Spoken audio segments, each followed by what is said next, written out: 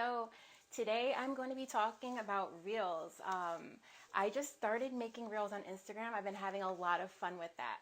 For those of you who don't know me or are just starting to follow me, I am a professional video editor. I've worked in the TV and film industry for over 15 years, and I am just now kind of getting on the social media bandwagon. And I think one of the catalysts for that was logging into Instagram, and in my feed, all I'm seeing is reels, reels, reels. All I'm seeing is videos, right? So I start clicking, going down the rabbit hole, and I'm like, okay, this is fun, this is fun. How do I do that? I'm no stranger to posting videos on my story. I know some of you who follow me and watch my stories, those are very ephemeral. They last for 24 hours, and maybe if you put them on your highlights, they'll last a little bit longer. But with the reels, what really intrigued me about the reels is that we're being kind of fed them in our feeds. Not only that, but they can live on your profile.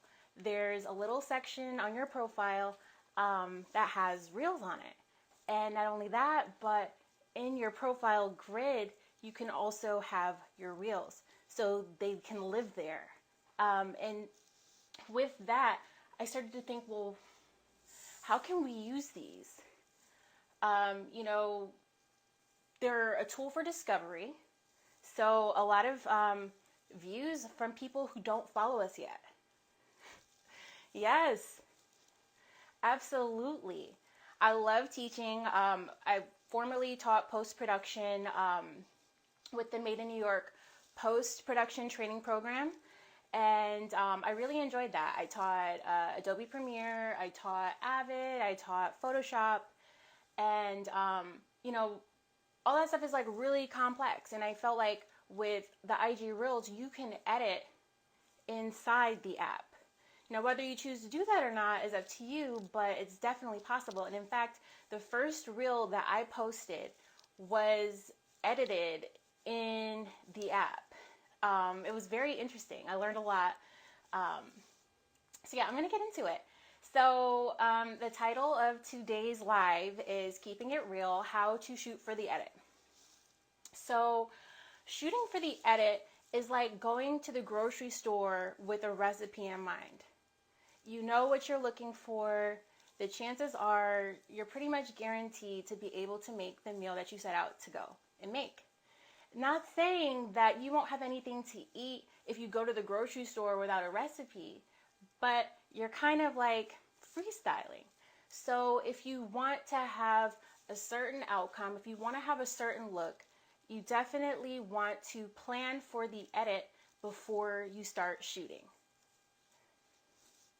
So I'm an experienced editor. So for me, I enjoy freestyling. I'll pick up my camera. I will document certain things. I'll take that footage, and it is what it is.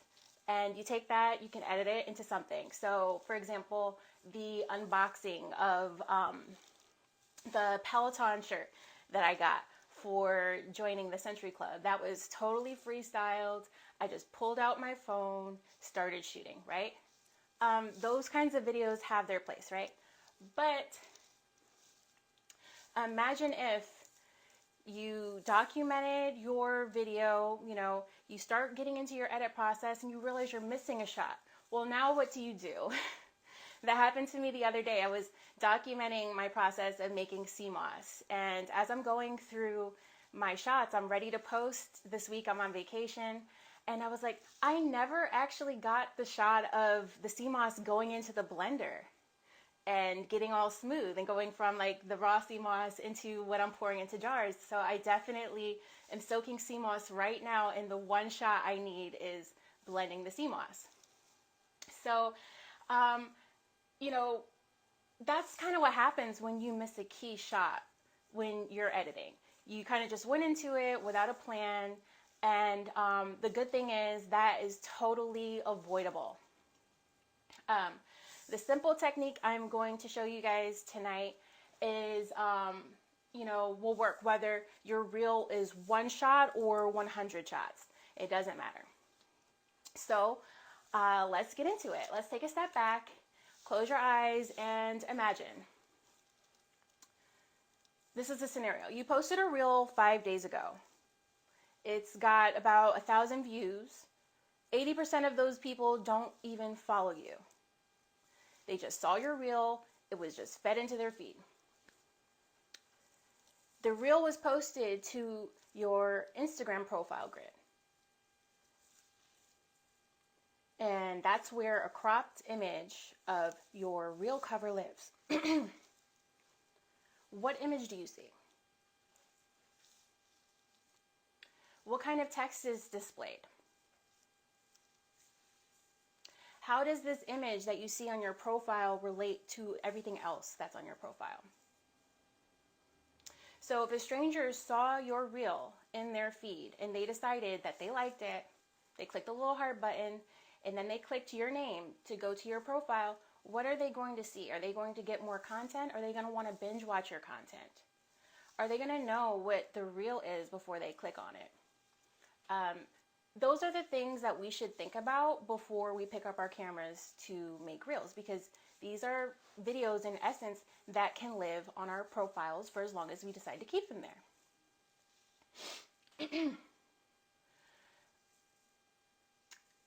Also, think about your call to action. When someone watches your reel, what do you want them to do? Do you want them to follow you? Do you want them to like the reel? Do you want them to save the reel? Do you want them to visit your website? Do you want them to subscribe to your email list? What do you want them to do? Do you want them to listen to your music? Do you want them to book a facial? Do you want them to book a consultation?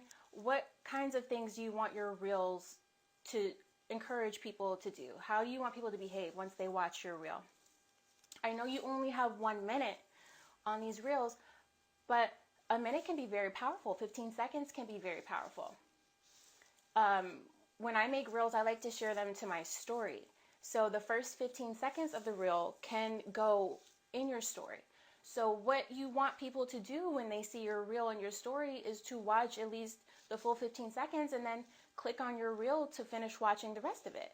So if you put a hook in the first 2 seconds, then the chances are people are going to want to watch more of it. And I'm still experimenting with making reels and putting the hooks and how I'm structuring them. But I think it's fascinating what kind of content that I'm posting is actually being watched by people. People that don't follow me, people who just saw me because I put a little hashtag in the video and they're like, oh, this is Black History Month, or this is Oscar Michaud, this is a cute little, design thing, I'm going to click on it. They watch it over and over again, and some people have even started to follow me just based off of one reel. So I think it's very interesting. And I would love to learn what your experiences are with reels, and if you've been gaining any followers from the reels, or how you've been using them. Just 1 second.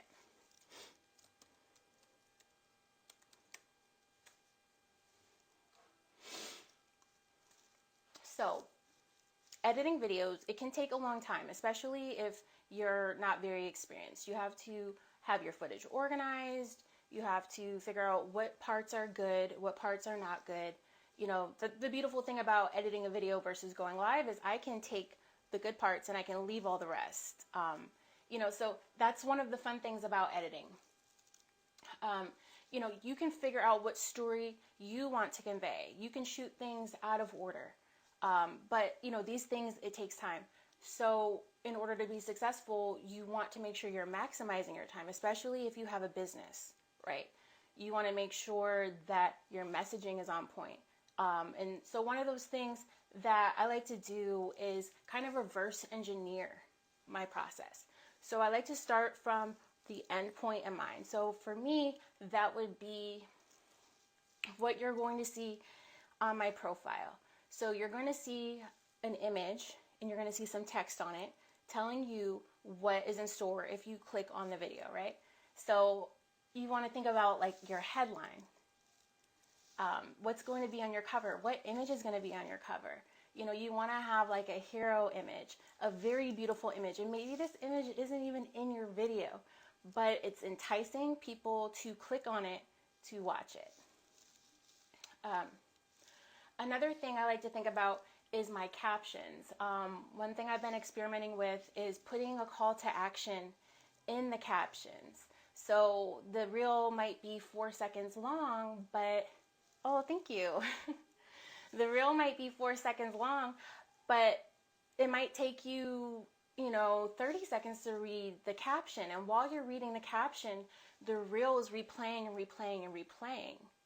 And so maybe there's a call to action and you want to visit my profile after you've read the caption.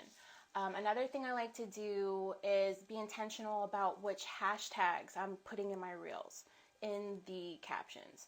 So I'm tending to put hashtags that will be found by people. So for example, if I made the reel in a certain software, I like to use Creative Cloud Express. I'm going to put the hashtag CC Express, and then my content will be there if you click on that hashtag. Same thing with Adobe Premiere Rush. That's what I like to use to edit on my mobile device. And so I will put the hashtag Premiere Rush, and you can find me there in that hashtag. Or, for example, like Black History Month, that's another hashtag I like to use. So depending on like what your niche is, you can use these hashtags for people to follow you. And then the last thing I like to think about when I am diving into the concept of a reel is the sound. And I think this factor is really, really cool and unique to reels versus other video content that we have on Instagram. So with the sounds, you'll notice like when you start looking at your reels, in the bottom right hand corner, there will be a square kind of image. It kind of looks like an album cover. And if you click on that image, you can see how many other people are using that sound. You can save the sound for you to use later, and you can start watching other people's reels that use that same exact sound. So, maybe you were scrolling and you saw a cooking video. I love cooking videos, so I tend to watch a lot of those. I'll look at that sound, and then maybe I see an interior design reel who use the same sound, but they're using it very differently. And one of the things I like to pay attention to is the cover of the reel, because a lot of times that will tell me what is going to be in the reel. So, if it's a food reel, it'll have a beautiful picture of the finished dish. Another type of reel I really like to watch is real estate. So I follow a lot of real estate agents, and in their reels, their covers, they tend to have titles with captions of, different things like 3 things to know before you sell your house. So if I was looking at their profile and I looked to see where their reels were, I would see a bunch of covers with their face, but I wouldn't necessarily know what it was unless I read the text on the cover. So if, you were making a reel and it's you kind of talking like a talking head like I'm doing now, you would want to definitely make sure you have a title, a text on your cover that people can read. Another thing that I find unique about the covers is once you're done creating your reel, at the end, right before you're about to post them. Hey, Marheen, what up, cuz? You can upload your own cover, just a still image. And at that moment, you can crop the cover. So in my profile, it's going to show up as a square. So that means that this part and this part is all you're going to see once it's on my profile. Anything up here or anything down here, you're not going to see. It's going to get cut off. So you definitely want to keep an eye towards the design when you are making your reel covers. So back to the sounds. One thing I like to think of, like, you can do, original sounds. So after I'm done with this live, I'm going to save it and I'm going to chop it up into reels, and you'll see me post them this week, right? I'm going to be using my original sound for the most part.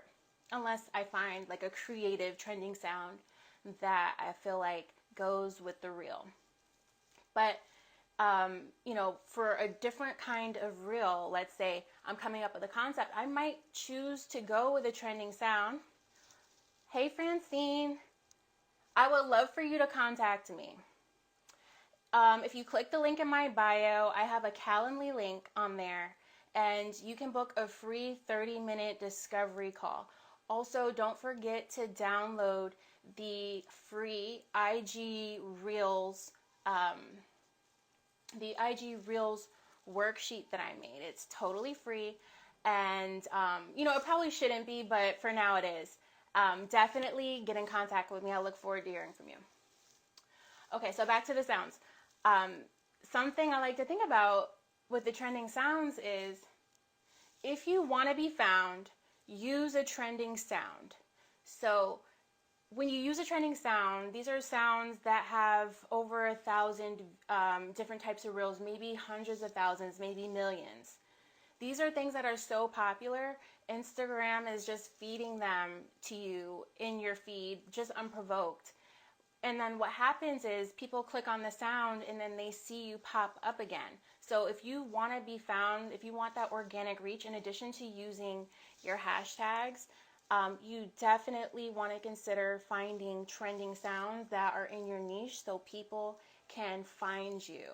I think that's one of the coolest things about making reels right now, is that Instagram is just kind of like feeding them to you, and you never know what's going to pop. And I think maybe 10 of my followers have seen my reels, and then everyone else who's seen my reels has been a stranger. So I think that's really, really cool. So yes, when you click on your sound in IG Reels, a visual list of people who are using those sounds come up. So that's one of the keys, is that it's a visual list. So your visuals have to be on point with your covers in order for people to be attracted and enticed to clicking on it. Hey Nicole. Let me wave to you. Okay, so next. Hey. So we've decided we're going to make a reel. We've decided on the cover. We've decided on the title of our reel. We've decided our caption. We've decided what our call to action is going to be. We know why we're making the reel. We picked a sound. Now it's time to create a script and create a concept. So we kind of have like an idea of what we want, but now we have to create a script. So what I like to do is I like to think about duration. So if you're picking a trending sound and the sound is maybe 5 to 7 seconds, you want to create a script for those 5 to 7 seconds. And this is the key that's going to help you when you get into the edit room. Because not only do you have your footage, you know what your shots are going to be, you know what order you're going to put them in. So all you have to think about once you pick your camera up is getting your shots. And it doesn't matter how many takes it requires for you to get the shots, as long as you get your shots, right? So this is one of the major benefits to planning ahead. And for my future clients, I would love for them to get into this mindset of, thinking about the editorial process before they start shooting, because this is what's going to guarantee the results, of making the video. So one of the things I like to do when making a script is I like to come up with a visual storyboard. I'm a visual person, so I may not necessarily want to create like a 2-column, script of here's, what we're going to see, here's what we're going to hear. I'm going to want to see what I'm going to see, and, then maybe I'll write what, we're going to hear. And your reels, you don't have to be in them if you don't want to. There's tons of reels being made with, people and, with products and things like that. But I feel like I want to be in my reels more, so I'm going to talk a little bit about that. So one of the things you want to think about is, are you going to be speaking on camera? You know, you want to have your script outlined so you know what words you're going to say and, you know, what shots you're going to say them in, and it's timed appropriately. So if I'm doing a reel that's like 5 seconds and maybe I'm not speaking, but, you know, I have to get my mouth moving at the right point in time, you want to know like what exactly you need. And so doing the visual storyboarding will definitely help with that. So another example of something that I saw recently that I thought was really cool was an interior design reel where, you know, it was just a short clip, less than 10 seconds, and the music just had like a lot of beats to it, right? And so of course on every beat they were cutting to the beat. And so what you could do essentially is listen to your sound, figure out how many cuts you need to make, divide that by the time and the length of the reel, and you know how long each shot is going to be.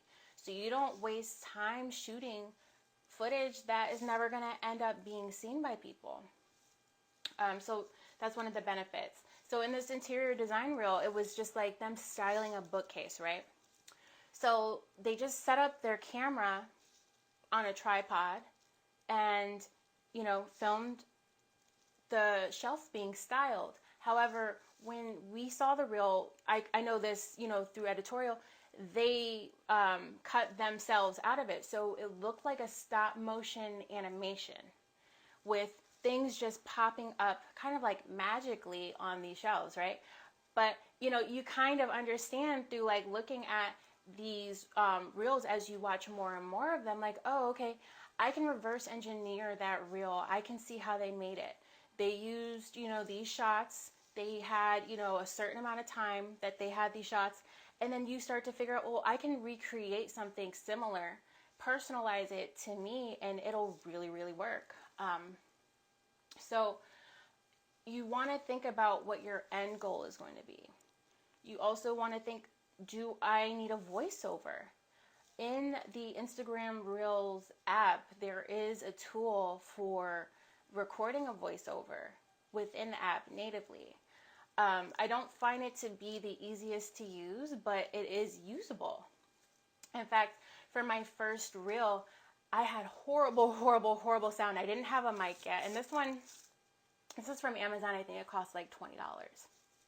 Anyways, I decided I was going to go on my pantry and kind of do an ADR like they do in the movies to re-record the audio. And it sounds okay. You know, it does work, but you can do that in the app if you can time it right. But what you want to avoid is getting ready to post your reel and then realizing like, oh, I don't know what I'm going to say. Like, what am I going to say? I have this reel. It looks good. It's edited. I know what it's going to look like, but it needs a VO, and then I have to create a script on the spot. You know, you don't want to get into that situation. You want it to be as seamless as possible. Especially if you're busy. I'm a mom, I'm a wife, I have a family. So once I start to get into content creation mode, I kind of just have to have a plan and figure out what I'm going to do and just get it done as soon as possible. So yes, you want to be mindful of time when you are making these reels. You only have 1 minute to get your message across, so you want to be as concise as possible, right? Another thing that I like to think about, and I'm starting to think about more and more and more, is it shareable? Sometimes I have an idea and I'm like, oh, I can make this a video, but then I think like, well, who is this for? Is this for people who, you know, are just going to like anything that I do? Or if a stranger saw my reel, are they going to share it? You know, if I post this reel, is anyone going to share this to their stories? Are they going to share it in their DMs? Are they going to save it? So when I think about shareable content, I think about content that's entertaining. Some of the most entertaining reels are reels that have transitions. You know, someone does this and then they come back and they're like this, right? Those transitions. Well, those don't happen by accident, right? Those happen because you're planning them. And if you download my IG Reels worksheet, in the storyboarding section, there's a point where you can plan out your transition so that you know exactly what you need to get in the shot, so your transitions will be seamless. This is something that you can do even if you're a beginner, as long as you have a plan. Another kind of content that I find to be really shareable is educational content, so things that are like giving people tips. You definitely want to share that, or you want to save that. So what else did I want to get across? I don't want to keep you guys on here too long. I have another live I'm going to join in a couple minutes. But the main thing I want to get across is think about why you're making a reel before you pick up the camera. I think reels are really good for engagement. I've seen my business account, follow me at Jab New York LLC. I'll type that into the comments. I started from zero in February. I decided I wanted to relaunch my production company, focusing totally on remote clients. So for me, I've produced, directed, production manager, all of that stuff, editing. But right now, focusing solely on remote clients. So I wanted to relaunch and focus on editing, because I think that's something that I can do and help a lot of people with that. So you guys can follow me there. But I started posting reels 2 weeks ago, and I've grown my following up to maybe like 36 people. And I'm not buying ads or anything like that. People are just kind of finding me and my content, and it's not something that I've put a lot of effort in. I've been using my mobile device. I haven't picked this up yet. So, I feel like as my confidence with creating the reels and editing reels grows, and I'm finding out what works, the amount of resources that I put into making them, it will increase. But in the meantime, I wanted to share what I've learned so far, especially given my professional background. I felt like there's a lot of people who they want to make reels, but they don't know where to start. And I can help at least with some of the pre-production aspects of that, how to plan it, what to think about as far as like your covers and your sounds and the visual storyboarding. Once you start shooting your reels and, you may want some feedback with editing, reach out to me. My DMs are always open. Book a free discovery call. If you decided that maybe you want to outsource the editing, but definitely download the free guide that I made. Not only is it a visual storyboarding tool for vertical video, it's also a shot listing tool. It could be your entire pre-production document if it's just you. So, I hope you enjoy. Does anyone have any questions before I go about reels and shooting for the edit?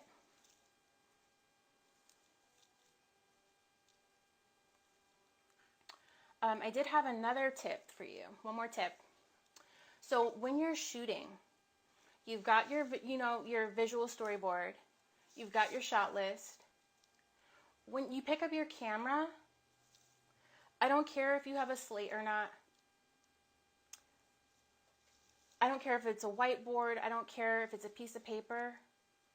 Take a moment to put something on camera saying what shot you are capturing. So for example, if I have 10 shots, if I just have a bunch of clips on my phone, how am I supposed to know which shot is which, because they're not labeled? So if you could do something visually, whether it's a Post-it note or a piece of paper, and just putting up there saying this is shot number 1, take 1, that'll totally help you.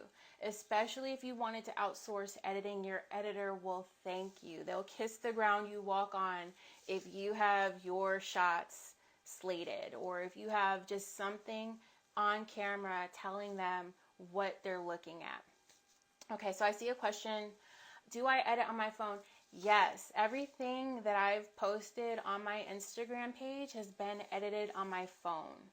I like to edit on my phone because I can do it anywhere. I do have a laptop. I do have professional editing machine that I built from scratch. I'm very proud of that. But when it comes to like these short social media videos, I really wanted to kind of get a handle on what is possible with a phone, because I think sometimes we get so far ahead of ourselves with equipment and cameras and lenses and lighting. We don't actually make the move to, start shooting when we could. So I do edit on my phone. There's so much that's possible. I even make the titles on my phone. Let's see. Another question. How do I decide on a reel versus a story versus a post? I'm all over the place. That's a good question. So for a story, I like to think of something that's ephemeral, something that's going to disappear in 24 hours. Maybe something that people are going to watch, because it's in their feed, and maybe because they know me already. It needs no introduction. It's just kind of like, this is in my story. Maybe a behind the scenes, or I like to cook, so if I'm making a recipe, I might show like step by step by step in my story, right? A reel, I'm thinking of content that is going to reach people who do not know me, because in my experience making reels for the last 2 weeks, I'm no expert yet, but I'm reaching a lot of people who do not know me at all. So when I think of making reels, I want it to give them some type of value as if they don't even know me. And then with the reels, I think it's important that you have a cover that kind of distills what your reel is about, so that if people visit your profile and they want to binge watch more of your content because they want more of what you've done that kind of brought them there, they can identify what that is. I see a lot of people making awesome content, bringing so much value like on their lives, and they may or may not be repurposing them. They could. However, you're going to need some kind of cover or some kind of title, because we're not going to know what it is, and we may not be willing to watch an entire reel before we kind of figure it out. So I hope that answers your question about how to decide on a story versus a post. Oh, and then as far as like the posts, those kinds of videos, I don't know if I'm going to make any more of those, honestly, because I find the reels to have so much more reach as far as like getting people who don't follow me to see my content, to kind of get eyes on them. And right now I'm focused on, kind of like meeting new people and building community. So I'm focused on brand awareness now. So I'm definitely going to be focusing on reels for the next couple months. I use Splice. What do you use? I am using Adobe Premiere Rush. I subscribe to Adobe Creative Cloud software suite. So I have been editing on Premiere for a really long time. I use After Effects. But as far as my mobile device, they have a whole suite of apps that are built for mobile. So I've been using that because I already pay for it. Do I have an iPhone or an Android? I have an iPhone. What do you guys have?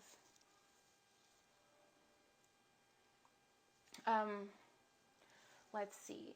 Oh, and one of the cool things about the iPhone is, I don't know about Android, but hey, William, I'm just wrapping up, but I am going to save this.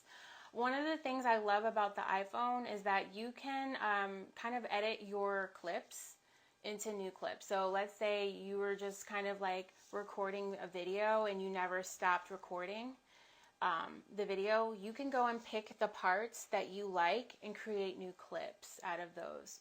So I think that's important, especially if you're going to be making reels natively in the Instagram app, because can you guys push some hearts if you've made a reel before? I just kind of want to get to know where you guys are at with that.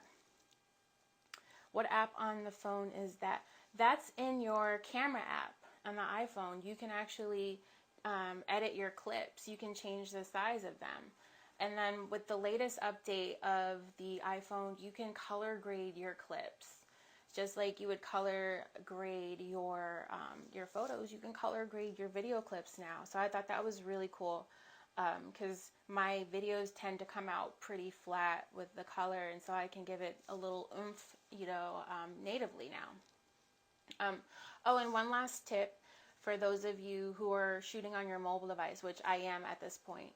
Um, if you use an iPhone, you can create an album for your project. So let's say you have a reel, you know what the topic is going to be. As you're shooting your content, you can put it in an album.